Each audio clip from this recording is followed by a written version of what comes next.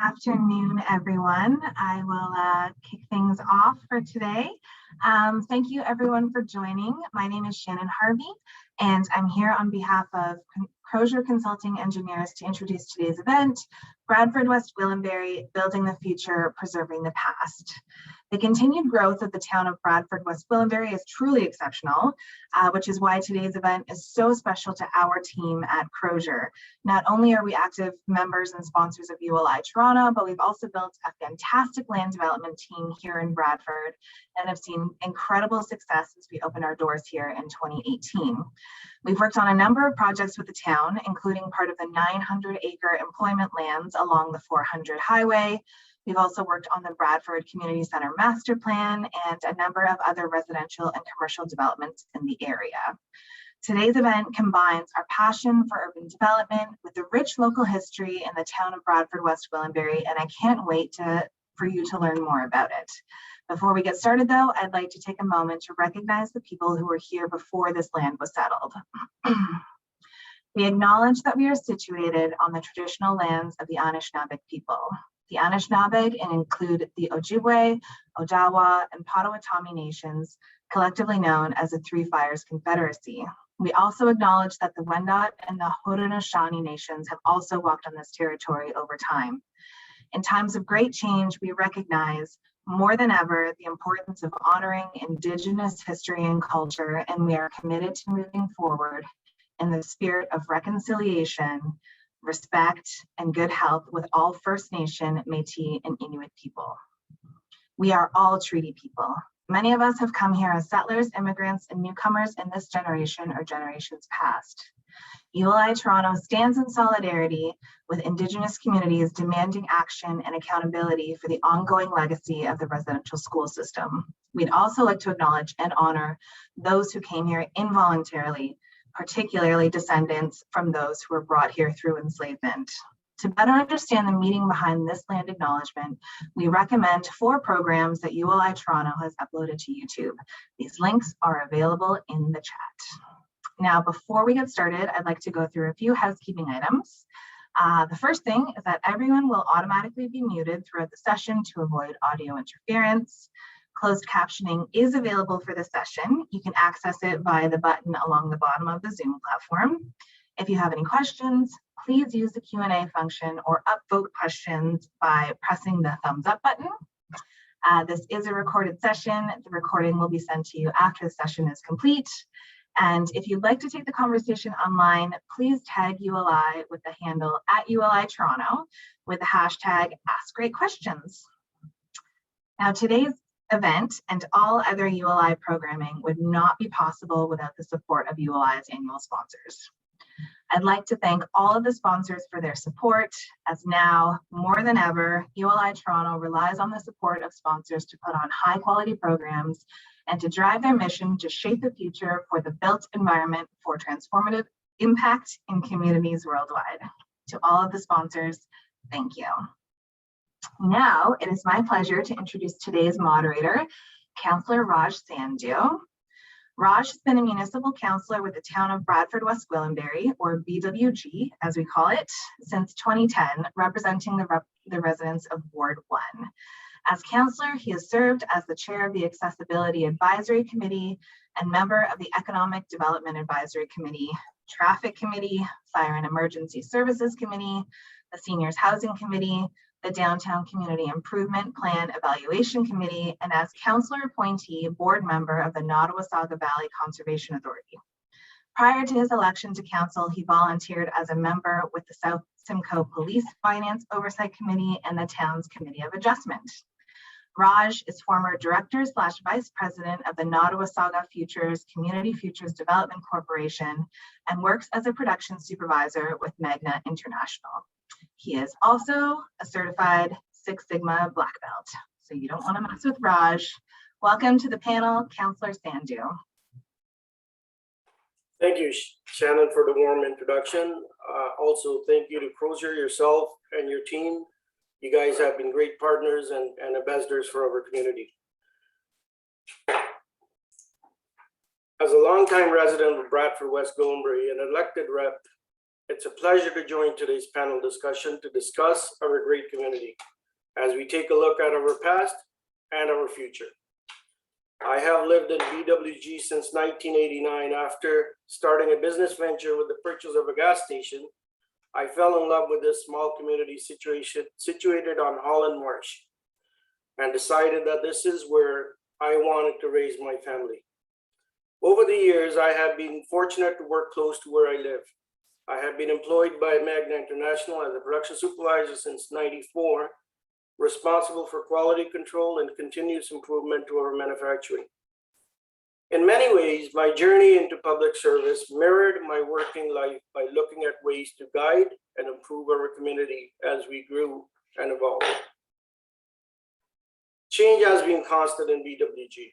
The municipality was formed in 1991 with the merger of several villages and hamlets in the township of West Gwillimbury, including the historic community of Bondhead and the town of Bradford. The area was, in this slide, you'll see the sawmill. The area was originally settled in the 1800s when immigrants from Ireland established a series of sawmills along Scanlon Creek, which is now a conservation area. A large group of Scottish settlers from Manitoba, delusioned by the conflicts in the Red River settlement, would follow in 1819, establishing the Scotch settlement, which formed the largest community in Simcoe County at the time. The first significant infrastructure would be established in the 1820s with the government of Upper Canada providing funding for the first plank road across the marsh. A survey would shortly follow, laying the groundwork for Holland, Barry, John, and Colburn streets, the four corners that continue as BWG's downtown core.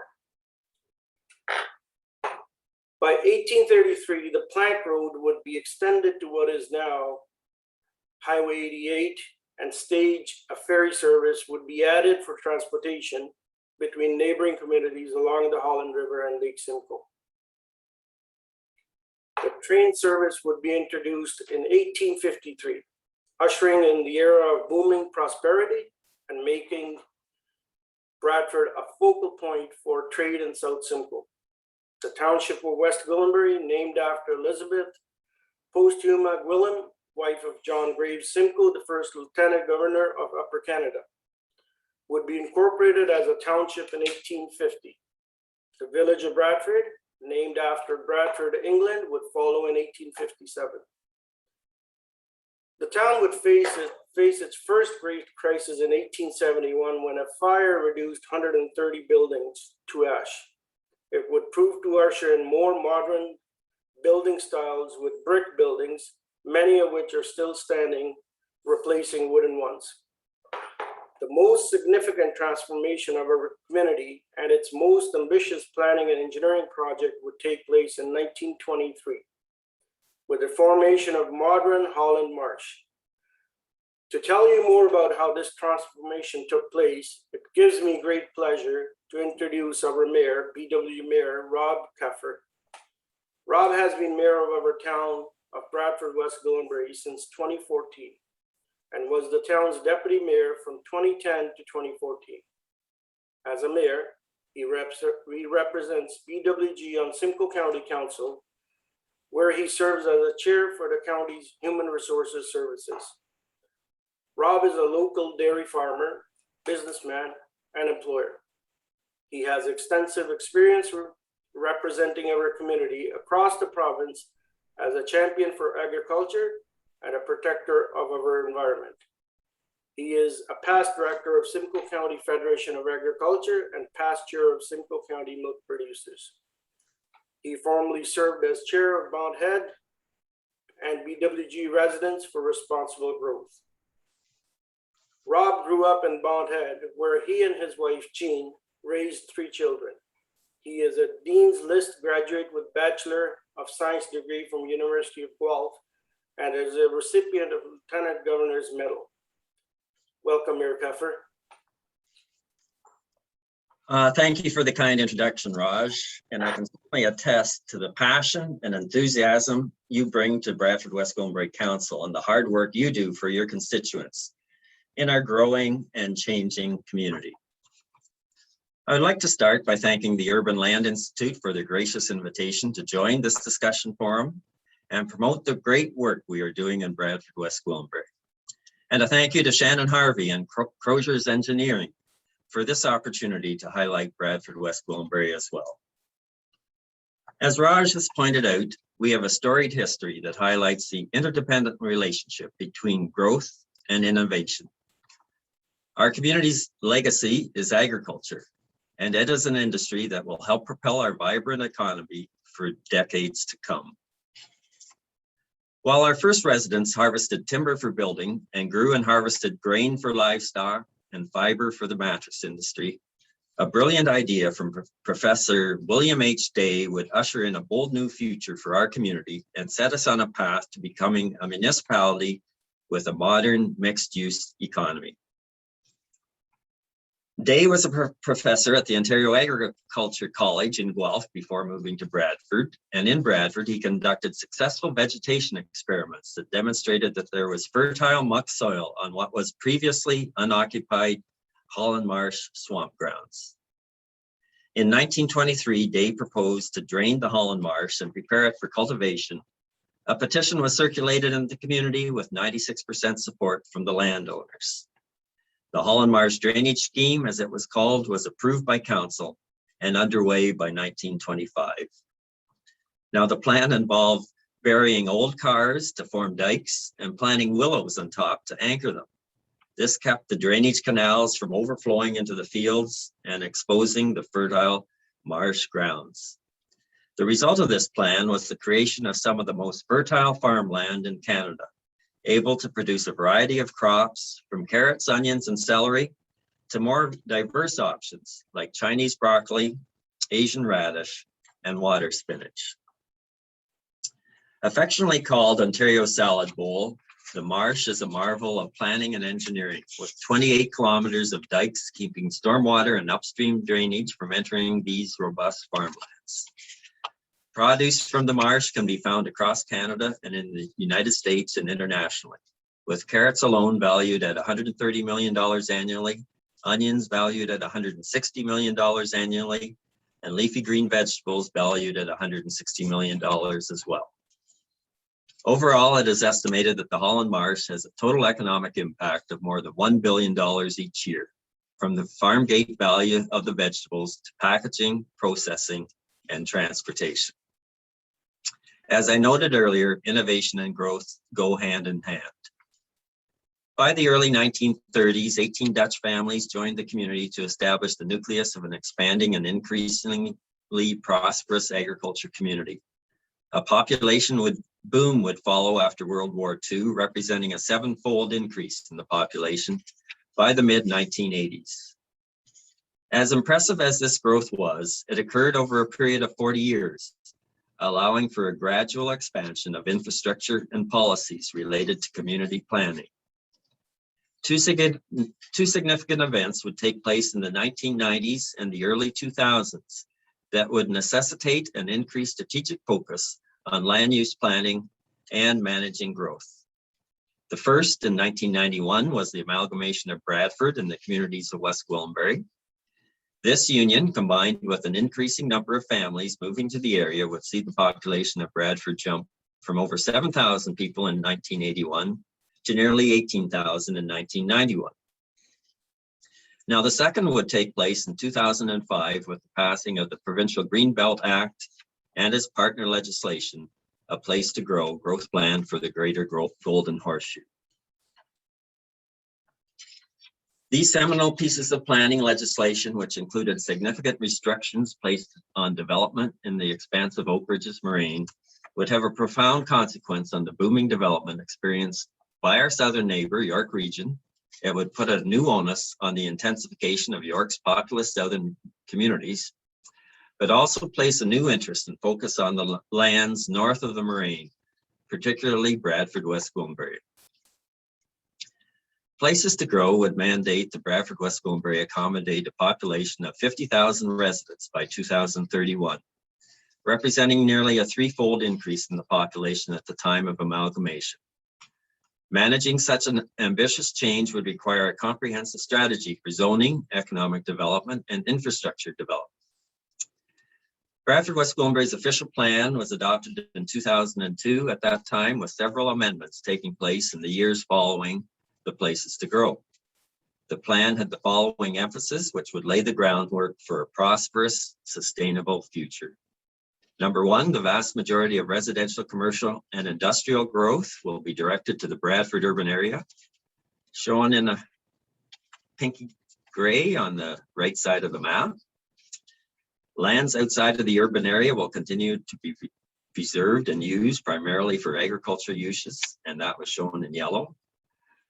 Lands within the urban boundary that are not required for development within the planning period will be retained in agricultural uses.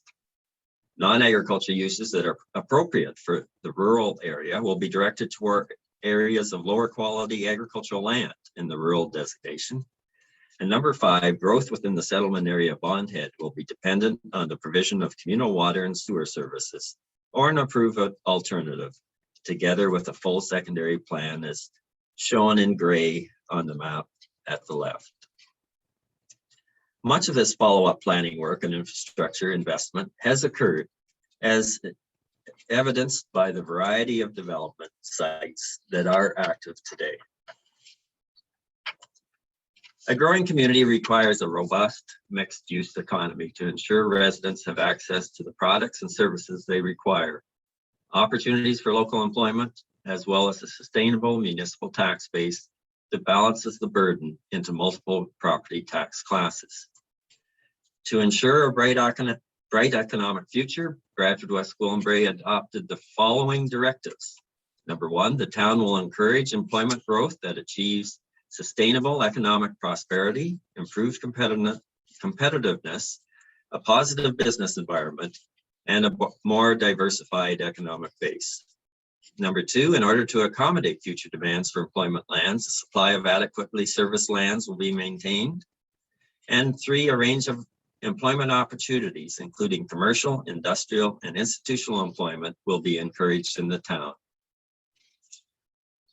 The majority of employment lands will be in the Bradford urban area, with the exception of agriculture-related uses and along the Highway 400 County Road 88 special policy area.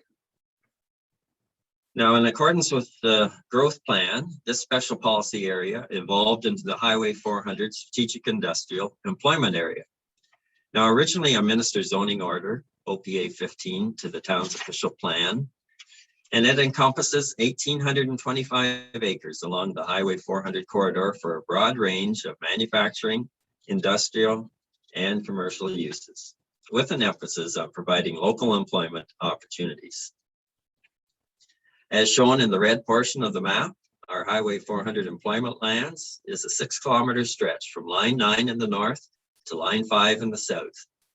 The town has embarked on a multi-year capital campaign to provide full servicing to this area, with an innovative cost-sharing solution put into place, overseen by Bradford LLP and SCS Consulting, to cover water, wastewater, and community costs.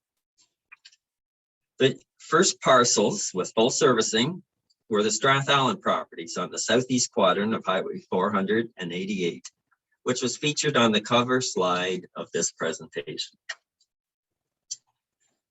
These were followed by the parcels from DG Group on the northeast quadrant of Highway 400 and Line 5. To promote these new parcels, our Office of Economic Development embarked on a marketing strategy to demonstrate the value of locating in Bradford West Gwillimbury as an area with service, developable land, a pro-business council and municipal staff, and a strategic location as a gateway to both Greater Toronto and Simcoe County. Now, these efforts have paid off handsomely, with Strathallan nearly completely sold in a few short years, with the remaining parcels in due diligence. We'll be welcoming the following new businesses to our Highway 400 employment lands business park.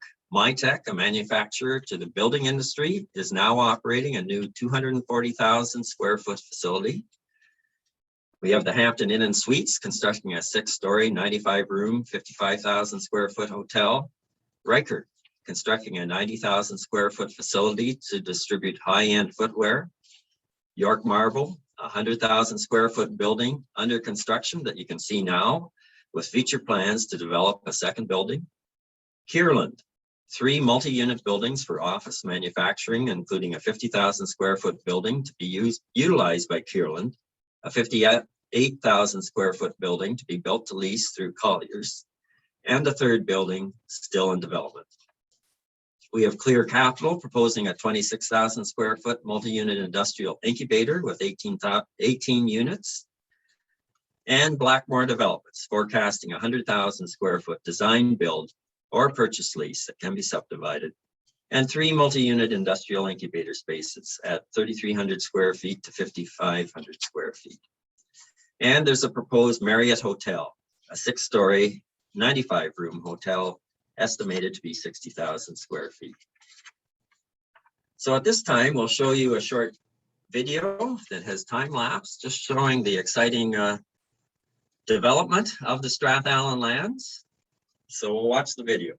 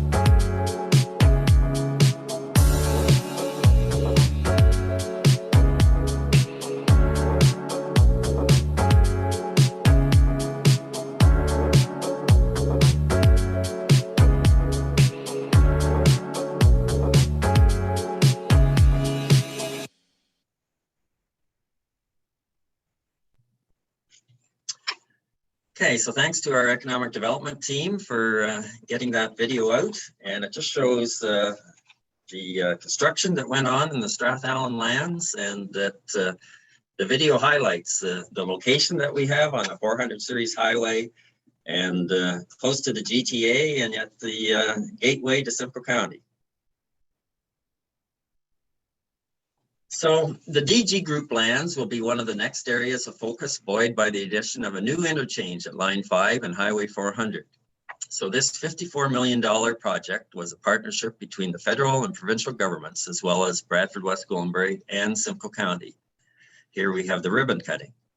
This new and full interchange will allow for increased transportation of goods and commuters while taking the pressure off the interchange at Highway 400 and 88. And it is a commitment we made as a council and a testament to our close relationship with our county, provincial, and federal governments. It is also the beginning of the story for road access to our Highway 400 employment lands. And after having been on the books for many, many years, the Highway 400-404 link, also known as the Bradford bypass, is undergoing environmental assessment and design work right now. This vital new highway will create a critical link between our primary provincial highways and reroute commuter traffic off of Holland Street.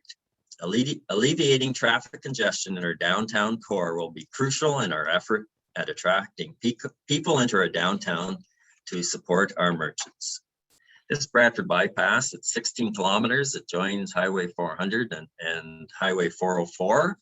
And it's long been talked about, long been studied, and finally it's moving forward, and we look forward to construction starting next year, hopefully. Since 2012, our council has committed to assisting business, whether it is establishing new enterprises, expanding existing ones, or simply helping them to refurbish with 3 community improvement plans. Since that time, we have allocated more than $8 million to these programs. So our downtown community improvement plan has seen $1.25 million allocated to dozens of businesses for facade restoration, internal renovations, and new apartments and condominiums. We are fortunate to have a number of large-scale manufacturers in our community, including Magna, Spectra Alumina, Galata Chemicals, Maple Leaf Foods, Ventra, and Kumi, to name a few. These businesses, located in our artesian and reagents industrial parks, have the opportunity to access grant funds through our industrial area CIP. To date, Bradford West Gwillimbury has allocated $1.25 million to a number of these businesses. And I'm pleased to say that one of these applications assisted in having Aurora Cannabis locate its national headquarters here, bringing hundreds of new jobs. As we grow, we are acutely aware that we have multiple segments of our population for which we need to provide resources. I am particularly proud that Bradford West Gwillimbury created a first of its kind CIP for seniors housing in 2016. We allocated nearly $5 million to attract 2 new state-of-the-art facilities to provide housing and services for our seniors so that they could stay in the community they loved as their housing needs changed. As a final note, our council is now focusing on transit-oriented development and the revitalization of our downtown to encourage intensification and encourage public transit. We have successfully implemented 7-day-per-week service via Go Rail with supplemental Go Bus schedules. We recently expanded our own Bradford West Gwillimbury Transit and have now welcomed the new Lynx Transit offered by Simcoe County that comes to our GO train station. The future is looking bright in Bradford West Gwillimbury. We have an exciting town with a thriving agricultural sector, revitalized downtown core, burgeoning new neighborhoods, a broad range of housing types, and a progressive business community.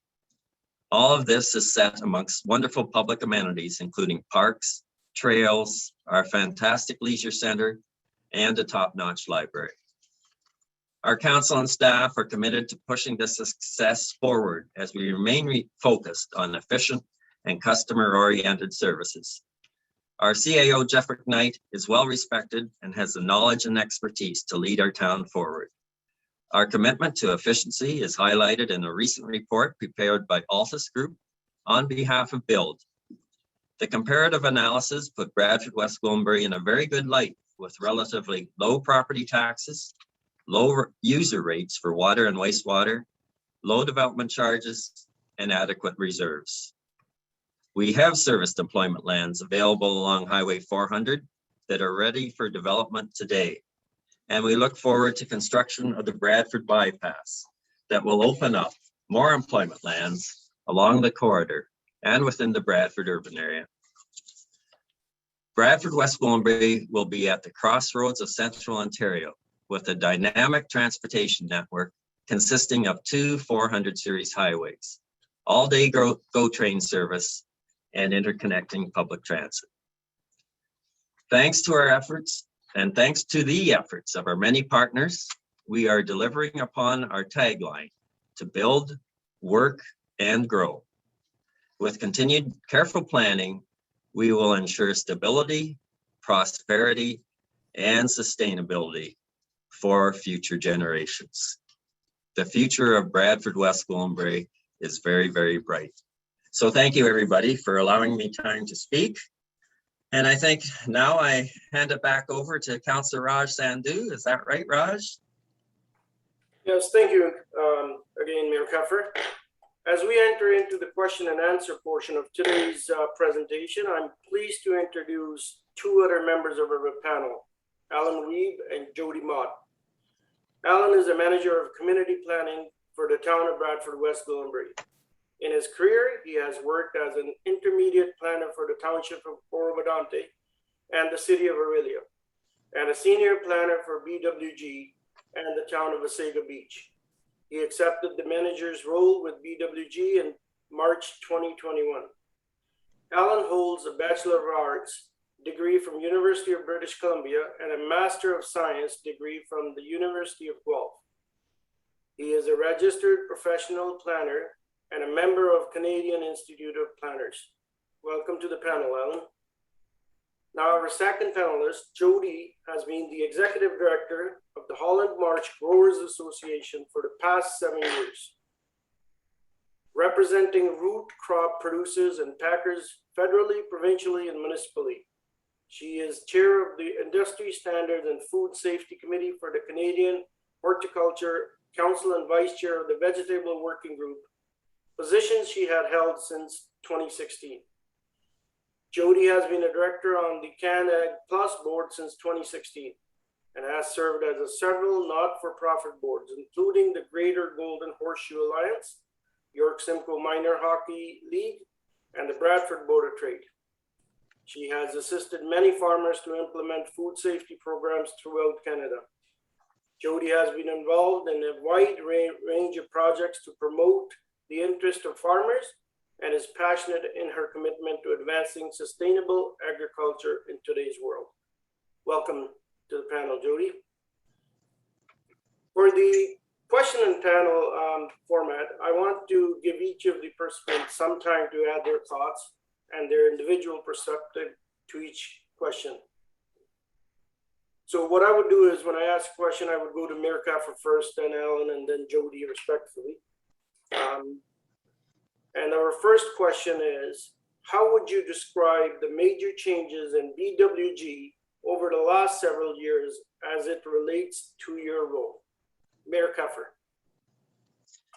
Thanks, Raj. And yeah, the growth over the last several years, that I think the major change has been the actual growth and the diversification that we've seen in our community. And this has happened in a relatively short time frame. And the formation of our Highway 400 employment lands was a decision by council that decided that we would have an area for jobs, for manufacturing, and that would provide local employment. So with these lands opening up, that's a big change that we're seeing in our community. And I guess the challenge for our council is to ensure that growth is happening in a responsible manner and that we still preserve the social and economic foundations, what our community was built on. We're still, in a way, a small town community. And to that end, we need to clearly delineate the zone for agriculture use, for residential use, and for employment. So as we move forward, there are plans for Bond Head, our historic hamlet, that we're doing a heritage conservation study to see about having it as a heritage conservation district to preserve the downtown core, because there is a lot of growth going to be happening in Bond Head. And we look forward to that. And as we've grown, the transportation needs have also changed. I think that the bus service, the new roads, the Simcoe County Links service, the GO Trains service, and especially the Highway 400-404 link, that that will make big changes to our municipality.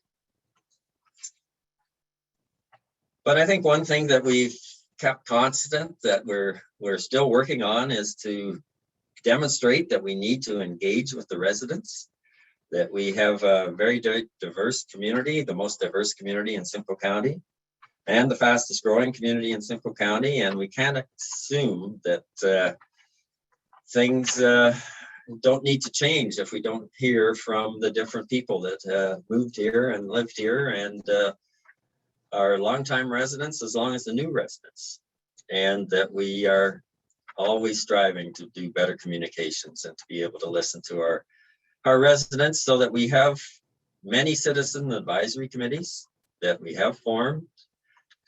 You've been on many of them, Raj. On your biography, we heard how busy you were with all the different committees. And we've also have an anti-racism advisory committee that we formed, and we need to hear the diverse voices of everybody in the community. So we are a growing community, and we have seen the changes, and our challenge will be to meet those changes and to be able to continue to have a great place for everybody to live. So thanks for the question, Raj. Thank you, Mayor Keffer. Now let's hear from Mr. Weeb on his view from the other side of the table. Thank you, Councillor Sandhu. So certainly from a planning perspective, there are many changes occurring at the local, county and provincial level in the recent past that have influenced the role of the community planning function at the town over the last several years. Perhaps to start at the local level more acutely. So Town Council has recently adopted a new official plan, and that new official plan has brought our planning policies up to date with the pre-existing county and provincial planning framework. That certainly opened up a number of opportunities that I can get into a bit later. But perhaps in a different realm, there have been a number of capital infrastructure projects that have occurred over the last years that have brought new lands online that Mayor Keffer has mentioned earlier. The development of the first industrial subdivision in the southwest quadrant of the 400 interchange, which has certainly kept us very busy with bringing new employment users into those lands. I believe by my estimate, the better part of 1 million square feet of new industrial lands in that area, as well as a lot of other serviced employment lands that we continue to look forward to bringing online as services are extended into those separate parcels. Over the last several years, as Mayor Keffer also mentioned, the community improvement plans, we've certainly with a number of applications to assist with new developments and redevelopments occurring. And in the recent past, we've also seen a lot of interest in residential developments or redevelopments along Holland Street West and Dissette Street with newer high-density multi-unit condominium projects looking to bring a few hundred additional units online in those areas in particular.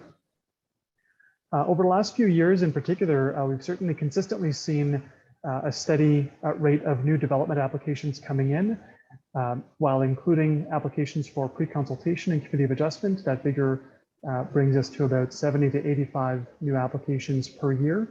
But excluding committee of adjustment and pre-consultations, we're in the ballpark of about 3 to 4 dozen new applications every year over the last few years. And that trend continues to present day.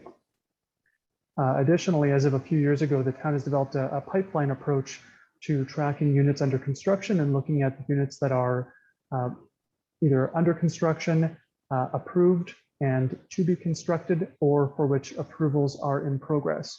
And that certainly helps us cast our view forward to ensure that we continue to have a supply of new residential units in the pipeline for the future that will continue to meet the town's growing needs. We also have a development review process underway through which we're looking to streamline the review of applications and looking for efficiencies to accelerate the review of development projects.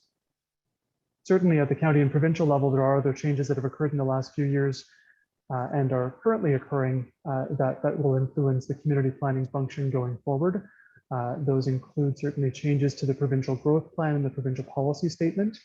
For instance, the provincial policy statement has broadened use permissions within agricultural areas to include such things as on-farm diversified uses and other uses that allow farming operations to increase the value-added activities that occur on their properties and providing more jobs and supporting more jobs locally. And in the growth plan, one of the major changes has been, of course, to have the municipal comprehensive review activity or exercise be an upper tier responsibility. And so that's certainly the project that the county is carrying out at the moment and that we're contributing to and we'll be reporting to council on in the near future as well. Thank you, Alan. As you have rightfully pointed out, it has been lots of good work by lots of people went through to make this a great community, and we continue to work towards it. Now, last but not least, Jody. Good afternoon, everyone. We are actually one of the more fortunate agriculture groups in this area. We have the privilege of our growers farm on the Holland Marsh, and we have the privilege of working with BWG. A lot of our colleagues always say, how do you guys do it in a day? How do you get through? And without the support of BWG, our farmers wouldn't have survived the past 10 years. With the rules, the regs that we deal with every day, federally, provincially, and municipally, it's people like Alan and our mayor that help us get through these pieces. It's our economic development group that says, okay, how do we make sure that the farmers survive? How do we feed? Our area feeds over 56% of Ontario and Canada on the vegetables and fruits that we have in here. There's 66 varieties of vegetables, and everybody asked me, do we grow this? And I said, I can probably find somebody who grows it that day. It's always interesting that what else we can have here. Our economic impact is going up daily. The pandemic has proven that we need this area, we need the food, and we need to be able to get it in and out to the people who need to consume it. A lot of issues we face right now is consolidation. We have a lot of farmers ready to retire and they're looking to consolidate. There's a lot of people that don't have anybody who's coming up in through the farm to succession plan. So you'll see a lot of our bigger farms taking over. There'll be also, then you'll also see the whoever's retired may come back and join in and help out. So there's a lot of pieces that we need to protect in this area. And through the growth plan and through the new town plan, it's really helped to make sure that the farming industry is protected as we go forward. One of the other big things that we've seen is the changes that are happening now in the town. We have a lot of people moving in and a lot of structure. With us being one of the largest employers and one of the largest tax bases, we are also one of the largest groups shipping out of here. So the traffic in the area has been an issue. And that is a big thing that we've been able to address with the town and the province. And without that, being able to move our product and being heard through the town and through the province, it's a daily issue that they've seen. Our group represents these guys federally, provincially, and municipally. On any given day, you can have myself and one of our 12 board members being seen on a provincial call, municipal call. And it's always interesting because somebody will say, oh, we never thought of it that way. At the end of the day, the farmer's voice needs to be at the table, and farmers need to be understood that these guys are industry, they are a business, and they feed the province and Ontario. And over the past several years, by working with the town of BWG, the voice has been heard and the needs have been heard for this industry.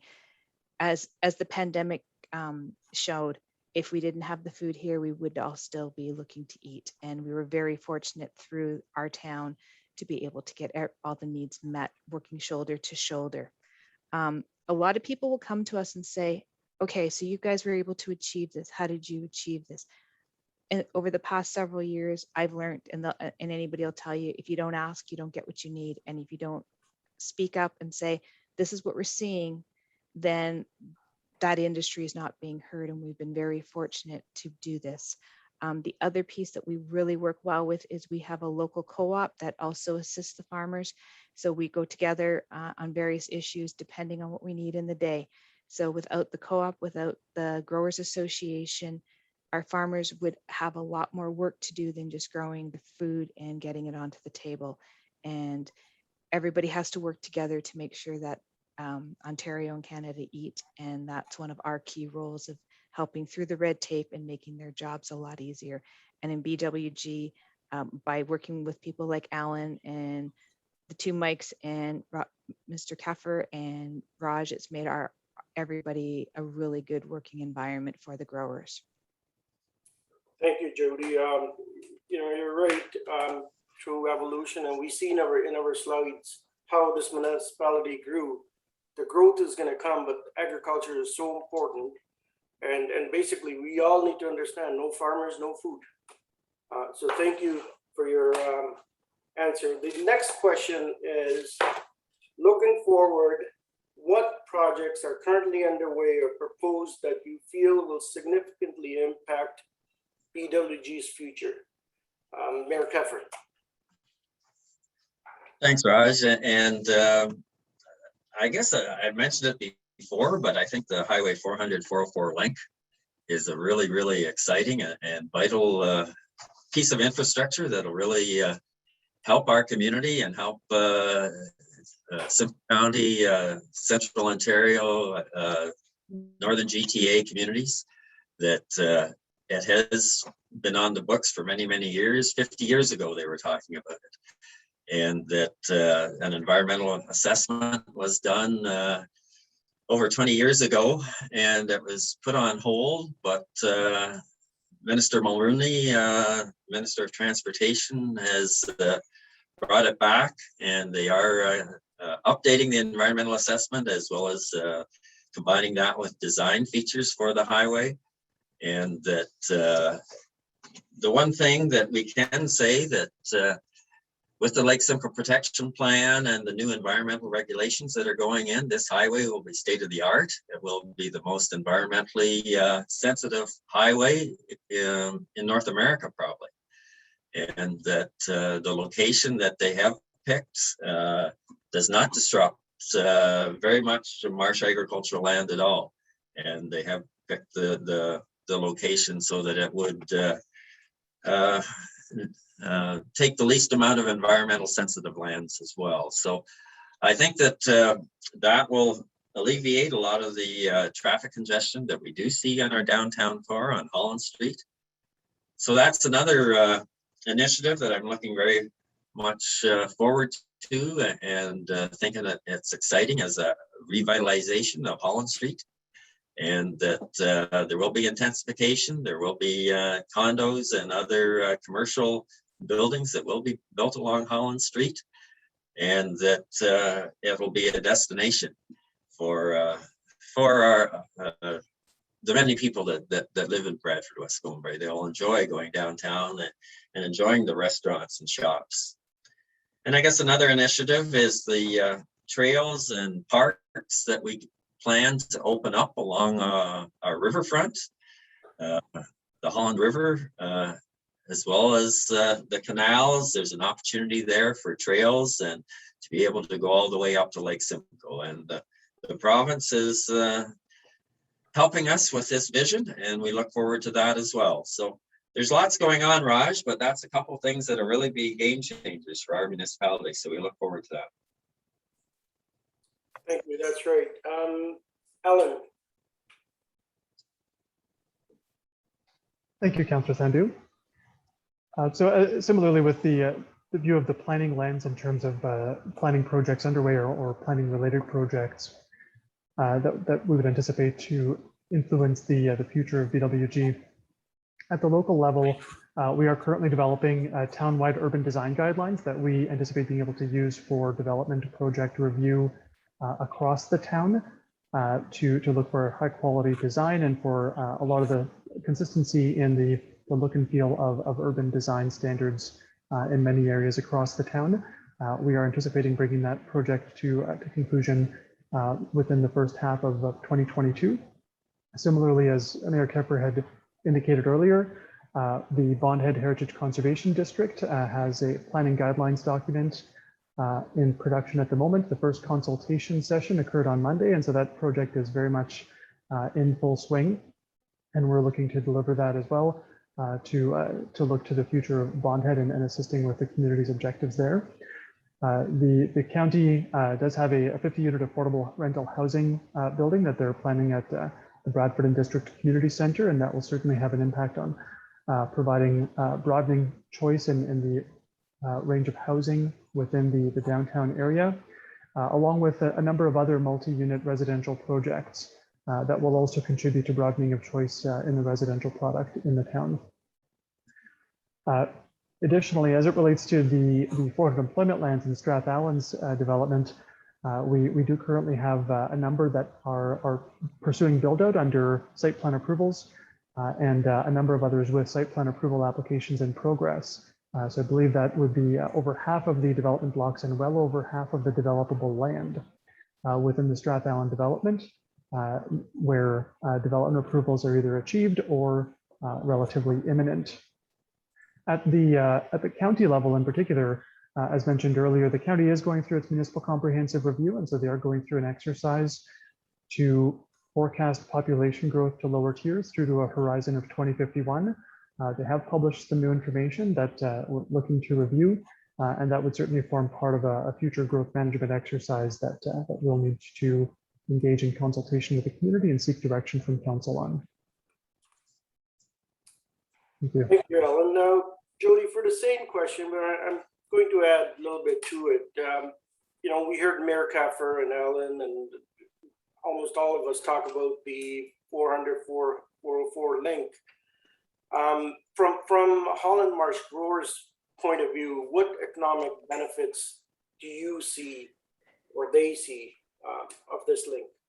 This is one of the greatest achievements that we are starting to do. We've pushed largely before this government. We've worked very hard with Minister Mulroney and the town. Any place that we have been, we've asked for this highway. We've built a community around an agriculture area that needs to be able to transport in and out. We cannot have it gridlocked. We cannot have the amount of traffic in this area. It even goes down to the food safety for the farmers of what they're growing. We really, really advocated on behalf of getting this highway in. We understand that it will take away a small portion of the marsh. It is not the marsh proper. We understand that there's a lot of concerns about this, but we are working together. Farmers are stewards of the land. They believe that this is a big, big tool that they need to get the food to everybody. And to have this to be able to work around what they need to do on any given day when you need to get food to market, when there's gridlock and everything's stopped, you can't have truckloads and truckloads of produce sitting and not being able to get where it needs to go. So the biggest tool for the farmer is the 404 bypass right now that we're looking at. And all the farmers are 120% behind this highway. I've been asked before about the Holland Marsh Highway, and it puzzled me because we have a highway through the marsh. We were made around it, and this is not going to affect what the farmers do any day. And we have very, very large faith in those that are making those decisions for the highway to be done properly and for the lease of that will affect everything as little as possible. Some of the other things that we're really excited about as well is we are working together with the town and Sengen to bring broadband into the marsh. Another big piece of a lot people don't understand that there's not three-phase hydro, that there's not broadband, that there's not gas, and to have those three main infrastructure pieces coming into the area are huge because they need them to run these large farming organizations. Everybody doesn't understand that the farmers' tractors run on GPS, that it's interesting to see the new ways of farming and all the things the diversification everybody has adapted to. Now we just need the infrastructure pieces to go with it. And an infrastructure piece is the proper highways as well. So that's how that falls into one of our infrastructures. The canal reconstruction project has been another huge piece that has helped the surrounding area. It protects the crops. We need it to be finished to then add on to it. And we actually need to extend it into other municipalities now to make sure that the crops are safe from these 100-year storms that we're seeing more and more. So the canal reconstruction has been a huge piece. We've been a big advocate, and we can't wait till that ends up being fixed. The last piece that we've seen is with the official plan, the farmers are allowed to do more diversification on the farm. They're allowed to have their farmers markets if they choose to. They're allowed to have a bit more processing. And with the processing piece goes hand in hand now. They're very excited about the employment lands. We are hoping to bring in that it will attract processors that can use food and can use what we're growing in the area to then use that and ship it out again through the work lands and what's there. So everything that's happening is really affecting the agriculture, but it's a very good support. But one of the key things we see is the 404 needs to be done first before we can even start moving even more so forward.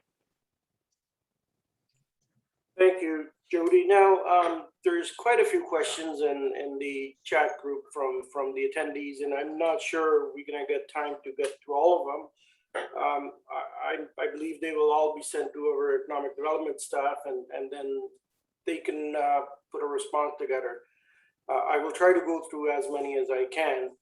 The one that I want to direct to Mr. Weeb is with steady development applications that the town receives yearly, does Bradford have a phased approach to processing and improving these applications? Thank you, Councillor Sandhu. I think the simple answer is that every development project requires a unique set of applications, typically, sometimes rezoning and site plan as an example. So we certainly look for ways to help to achieve the objectives of the proponent, while also making sure that we're working within the parameters of the Planning Act and providing the best possible advice to our council on behalf of the community. And so I think the simple answer is it depends on what type of applications are required, but we certainly look for ways to work with folks to achieve the best possible outcome for the community. Thank you. The other question that ties back to the traffic is, what are the plans to increase service for BWG Transit to improve connection to GO Station and the urban center of Bradford once these employment areas are developed? Development has progressed. Is there going to be active transportation connections as well? Just hoping this will not increase reliance on vehicles in and around Bradford, West Gwillimbury. Who would like to take it? Alan?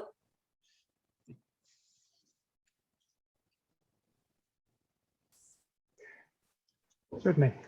Thank you, Councillor Sandhu. Again, perhaps the simple answer to this one is that we certainly do engage with our colleagues in community services through whom the transit service would be delivered as part of any new development that comes online, and at any point where we can contribute to data that helps inform their review of where they may wish to recommend service delivery may change, then we're certainly happy to give them as up-to-date possible information to allow that they're meeting the needs of the community with respect to transit. Thank you. At this time, I see Shannon's back on the screen, so I am going to pass it back on to her. I just wanted to say thank you to everyone that took part in this, and this has been wonderful. Thank you. Shannon?